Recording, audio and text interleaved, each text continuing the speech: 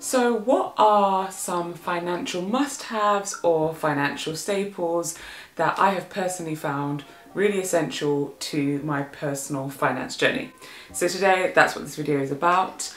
I was reflecting on things that I feel like I can't do without, or things that I think are really essential to helping me achieve my financial goals and kind of move forward with my personal finances.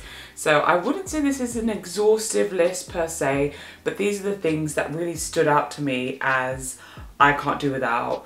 These are essential and they are part of my staple must-haves, go-tos during this journey that I'm on. Of course, if there's any that you think of that I've not mentioned in this video, then write it down in the comments below because it may help somebody else.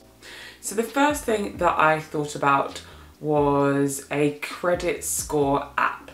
This has been a really important part of my personal finance journey, and I've not actually really talked about credit scores on this channel before. This is something I could do a whole video in of itself. This has been something that I really have worked very hard at to get up, and that's because when it comes to things like credit cards or buying a home or big purchases like that, buying a car, credit scores are essential, and the better your credit score is, the better deal you're going to get.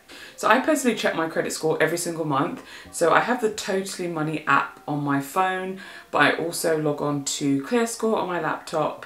And those are the main two. I sometimes log on to Experian, but you can only get like a full Experian credit report once a year for free. There's also Check My File, which you can also get a free report once a year, I believe.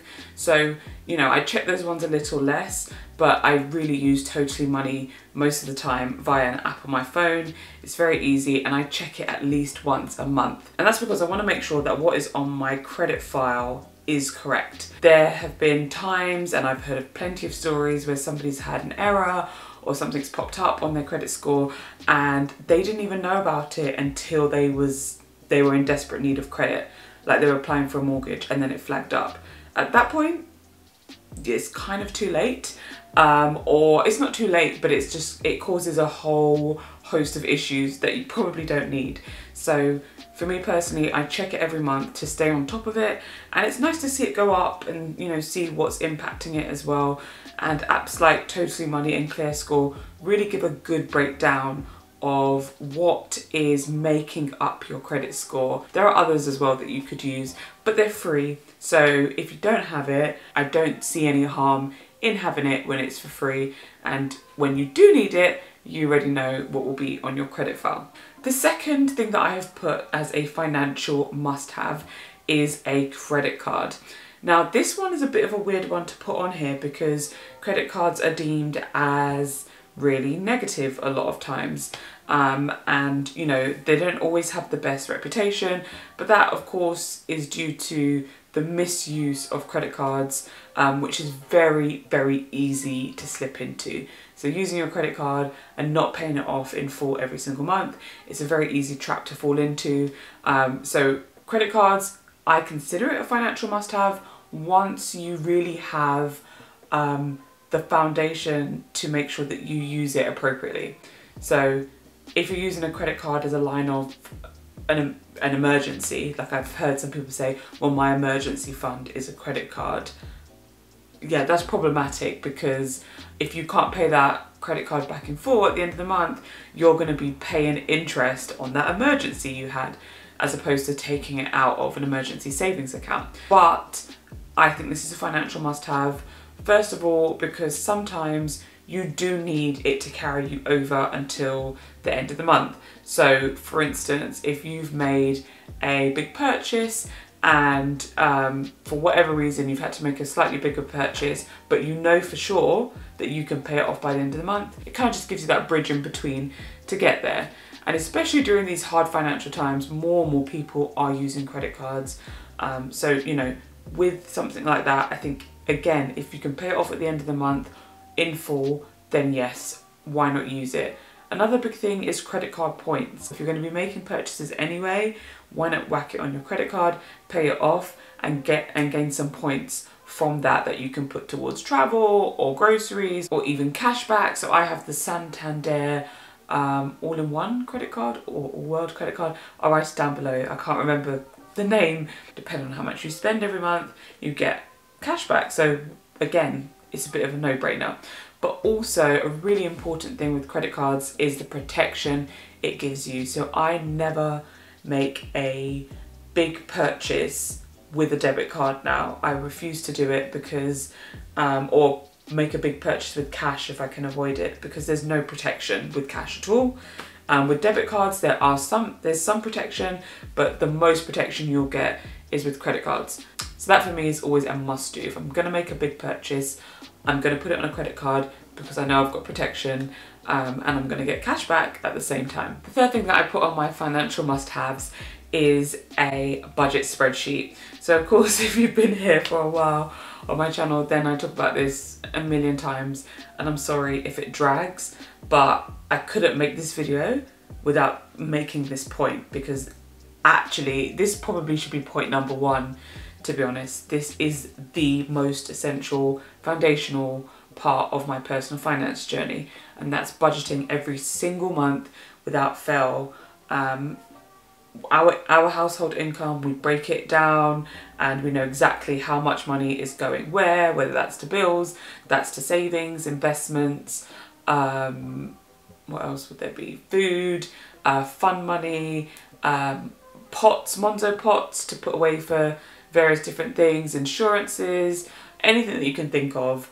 It's all on there, and it has been the most helpful tool I could ever imagine, basically, in terms of personal finance, because before we get paid, we know exactly where our money is going, we know exactly what boundaries we can work within for that month. So we've got a set amount of money for specific things, even for birthdays or going out to eat, we have this specific amount of money, and it just makes life so much more stress-free. We don't wonder about our finances like, oh, where did that money go? Or what happened here? Or are we going to be able to make it to the end of the month?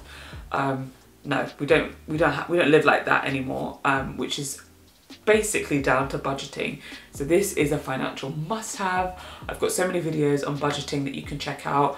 I've linked it down below in the playlists. So yeah, it will give you some ideas of what you can do for yourself for budgeting purposes. Number 4 is top cashback. So I did make a video about top cashback.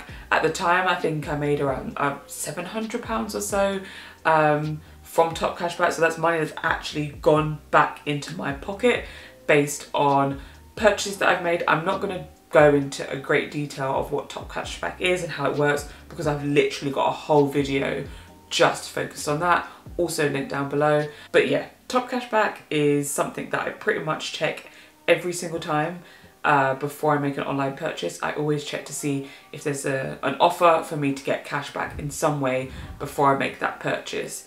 It's a very simple thing to use. There's top cashback and there's Quidco. There's probably more, but top cashback is what I've used, what works. I've used Quidco a few times, but I've not earned enough to even cash out yet. But top cashback to date, I have withdrawn £1,367.90 back in my pocket for purchases I was going to make anyway. So yeah, I started using this account in January 2019. So in January coming, that will be 3 years, and that's £1,300 back in my pocket.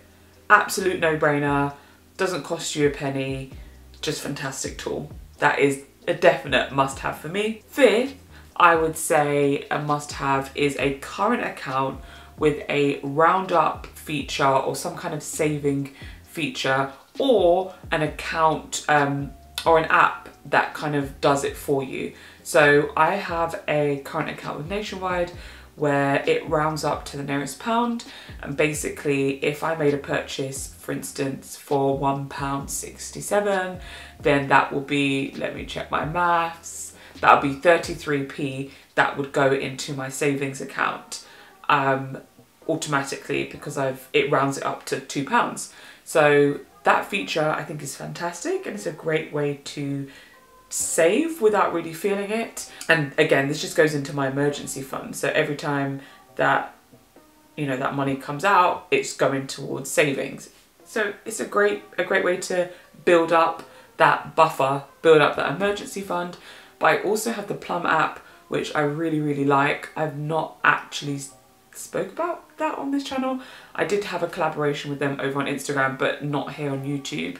But yeah, I use Plum to this day, and basically it kind of calculates how much I can afford to save per week without me really feeling it. I've saved a couple of £100 so far by doing essentially nothing and not really feeling like I am saving an additional amount. So this is another great type of tool that I think is now part of my financial toolkit, part of my financial must-haves. So if you don't have the roundup feature, then you can consider using an app like Plum, and I'm sure there are plenty others that you can use as well that do a similar type of thing. And the last point I'm going to make about a financial must-have is a pension. I think this is so essentially, crucially important that we all have some kind of private pension for ourselves, and that we don't rely on a state pension that one, may not be there by the time we reach state pension age, or two, probably won't cover all of our expenses that we have by the time we get to that age. So, you know, a pension is something that I think a lot of people brush past, especially when they're in their 20s or they're in their 30s. It's something that's seen as, well, that's decades away, I don't need to worry about that. But really, that is the best time to start. The earlier you can start, the better. And the later you start, the more you're going to have to pour money into a pension at a later date. So it really does benefit you to start as soon as you can. And especially if you have an employer contribution, which is really and truly and positively free money. If you have that as an option, then always take that, because that's free money that if you don't use it, you will lose it. So you may as well get that employer contribution put into your pension. So for me, you know, I talk about this on all of my Vanguard portfolio updates now. I show you what's in my SIP, and I really find this an important thing to talk about at my age, which I'm 30 now, by the way. I think it's a really important thing to talk about and kind of model, so that people my age can see that, okay, maybe pensions are something I really need to sit down and think about and consider at this stage of life. So those are all my financial must-haves, my financial staples. Again, I don't think this is necessarily an exhaustive list, but these are really the key things that I use on a day-to-day, monthly basis that are really helping me just go from strength to strength in my personal finances. So I hope this video has inspired you in some way, given you food for thought. And again, if you've got any more that I've not talked about in this video, then please do write it down below in the comments. And thank you so much for watching. I look forward to seeing you in the next video real soon.